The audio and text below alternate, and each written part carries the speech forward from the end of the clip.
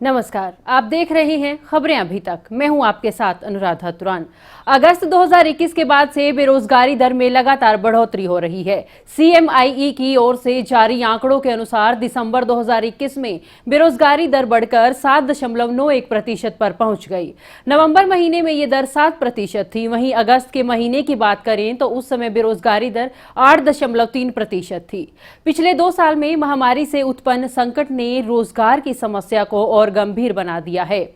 इन 2 सालों में करोड़ों लोगों को कामकाज से हाथ धोना पड़ा और रोजगार जाने और नए अवसरों के न होने से गरीबी की समस्या भी विकराल रूप धारण करती जा रही है। देश में बेरोजगारी की स्थिति कितनी खतरनाक हो गई है, इसका पता पिछले दिनों आई centre for monitoring Indian economy की रिपोर्ट से चलता है। जाहिर है, महामारी से उत्पन्न रोजगार का संकट अभी टला नहीं है। वहीं हरियाणा में बेरोजगार युवाओं की तादाद लगभग 25 लाख पहुंच चुकी है, जिसमें 19 लाख के लगभग युवाओं की उम्र 20 से 25 साल के बीच है।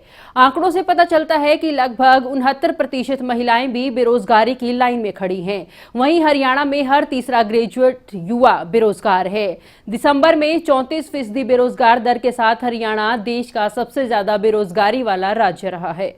वहीं दूसरी ओर 1.4% बेरोजगारी दर के साथ कर्नाटक, गुजरात और ओडिशा, छत्तीसगढ़ और तेलंगाना अपनी आबादी को रोजगार मुहैया कराने के मामलों में देश में सबसे अच्छी स्थिति वाले राज्य बनकर उभरे हैं। सीएमआईई की यह रिपोर्ट 1 सितंबर 2021 से 31 दिसंबर 2021 तक के रोजगार संबंधी आंकड़ों पर आधारित है, जो श्रम बल भागीदारी दर, नियोजित और बेरोजगार व्यक्तियों और बेरोजगार दर की तस्वीर सामने रखती है।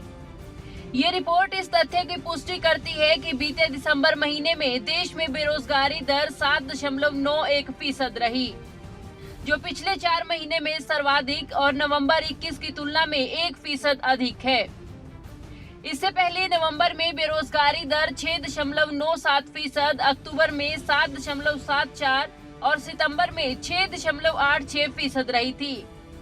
पिछले साल सर्वाधिक बेरोजगारी दर 11.184% के साथ मई महीने में रही, जबकि उस साल देश में औसत बेरोजगारी दर 7.80% रही थी।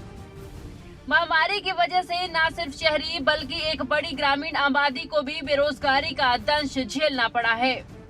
रिपोर्ट बताती है कि दिसंबर 2021 में देश में शहरी बेरोजगारी 9.3 और ग्रामीण बेरोजगारी दर 7.3% रही, जो नवंबर महीने की तुलना में 1.1 और 0.9% अधिक थी।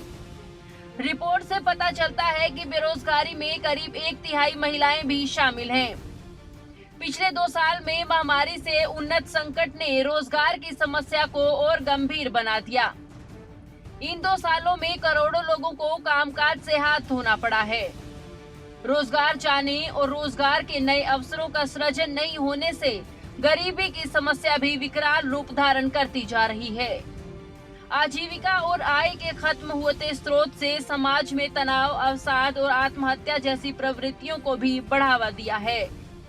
रोजगार का ये संकट स्थायी रूप से कब खत्म होगा, कह पाना मुश्किल है। जहां से हमारे देश ने शुरुआत की थी, महामारी की वजह से हम फिर वहीं पहुंच गए। इतना ही नहीं, 2008 से 2009 की महामंदी से उबरने की कवायदें चल रही थी। महामारी से उन्हें और भी गहरा धक्का लगा है। 15 साल पहले की महामंदी की तुलना में महामारी के दौरान बेरोजगारी ज्यादा फैली है। साथ ही महिलाओं के रोजगार में गिरावट ने पिछले 15 वर्षों से प्रगति को बाधित कर दिया, जो महिलाओं के लिए बेहतर शिक्षा के अवसर, सेवा क्षेत्र में अधिक रोजगार और प्रवास में कमी पर आधारित थी। संयुक्त राष्ट्र विकास कार्यक्रम और भारतीय वाणिज्य एवं उद्योग महासंघ द्वारा कराए गए एक सर्वे में 34% फर्मों ने माना कि महामारी के कारण उनके व्यापार में गिरावट आई है। 44% फर्मों ने कहा कि पूर्णबंदी या आंशिक बंदी जैसे कदमों ने उनका व्यापार कम कर दिया, जबकि केवल 10% फर्मों ने कहा कि महामारी ने उनके व्यवसाय को प्रभावित नहीं किया है। जाहिर है, महामारी ने हर मोर्चे पर आर्थिकी को प्रभावित किया है। आईएलओ की रिपोर्ट से इस बात की पुष्टि होती है कि महामारी के कारण वैश्विक स्तर पर रोजगार खोने के मामलों में पुरुषों की तुलना में महिलाएं अधिक प्रभावित हुई हैं। रोजगार जाने, वेतन कटौती, आय के स्रोत बंद हो जाने से करोड़ों महिलाओं को आर्थिक संकट का सामना करना पड़ा। इसका नतीजा श्रम बाजार में महिलाएं बेहद पीछे चली गई हैं। ऐसे में कार्य क्षेत्र में महिलाओं की वापसी का संकट गहराता जा रहा है।